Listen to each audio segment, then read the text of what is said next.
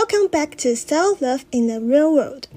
This is the show where we take self-love out of the aesthetic world and put it into practice. Not just in words, but through the actual messy choices we make every day. I'm Alisha, and today we are talking about what self-love looks like for the everyday hustle. We are breaking it down into 3 real-world categories.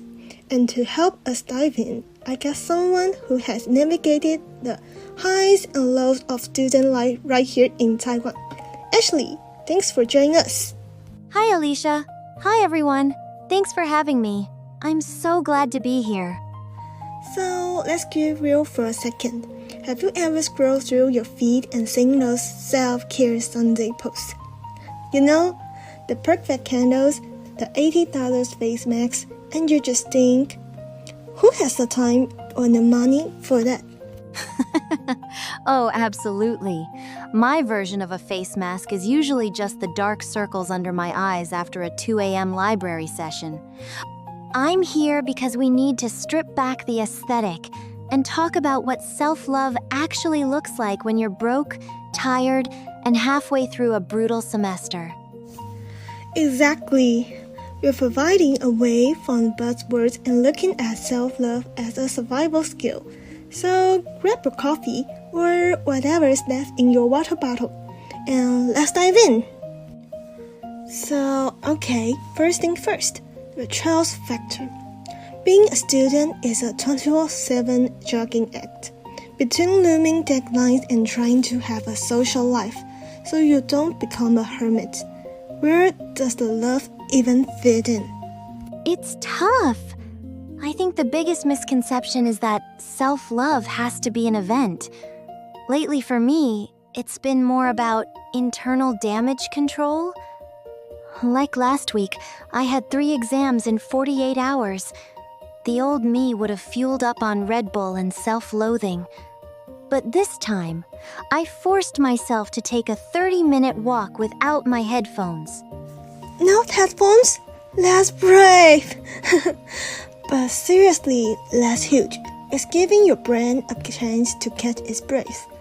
I used to think I was falling at self-love because I wasn't doing yoga at 5 a.m.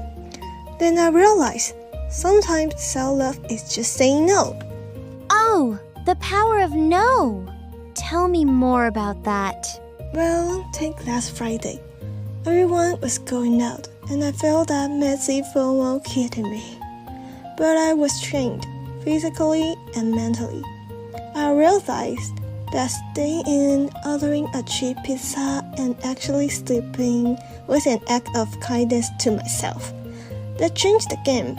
It wasn't missing out. It was filling back up. I love that. Filling up. Because we're all out here trying to pour from empty cups. And speaking of empty cups, social media is the ultimate self-love thief, isn't it? You're scrolling at 2 a.m., comparing your messy middle to someone else's curated highlight reel? It's a total trap! Honestly, my favorite real-world self-love tool lately has been the mute button. If an account makes me feel like I'm not doing enough, poof, gone. Protecting your peace is a full-time job. Totally. And it's also about the C word, compassion. We are so mean to ourselves.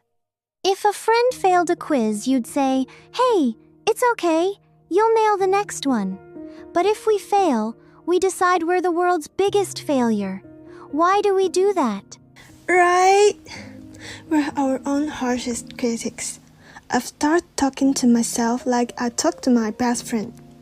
If I mess up a presentation, instead of spiraling, I just say, "Okay, that's a rough one. You're exhausted.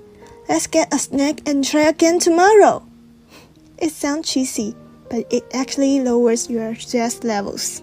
It makes sense. College is literally a place where you're supposed to mess up and learn. If we were already perfect, we wouldn't be paying tuition. Self-love is just giving yourself permission to be a work in progress. Exactly. is not a destination you reach once you get the degree or the dream job.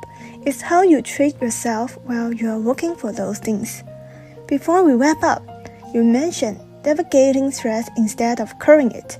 What is the one thing you want students to take away? Just this. Your productivity is not your pulse. In college, we're taught that if we aren't grinding, we're disappearing. But stress is usually just a signal that you care. It's not a sign that you're failing. My advice? Lower the stakes. If you can't run the whole marathon today, just put on your shoes. If you can't write the whole essay, just title the document and write one bullet point. Your productivity is not your pulse. Mic drop. Seriously, self-love isn't fluffy. It's the boundaries you set and the grace you give yourself when things get messy. Spot on. So, to everyone listening, stop being so hard on yourself today.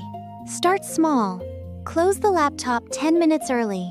Drink some actual water. We want to hear from you. What does real-world self-love look like in your dorm or apartment? Take us and drop a comment. Thanks for hanging with us. Next week, we're tackling the beast itself, managing stress without losing your mind. You won't want to miss it. See you then! We'll see you in the next episode. Self-love in the real world. Take care and talk soon.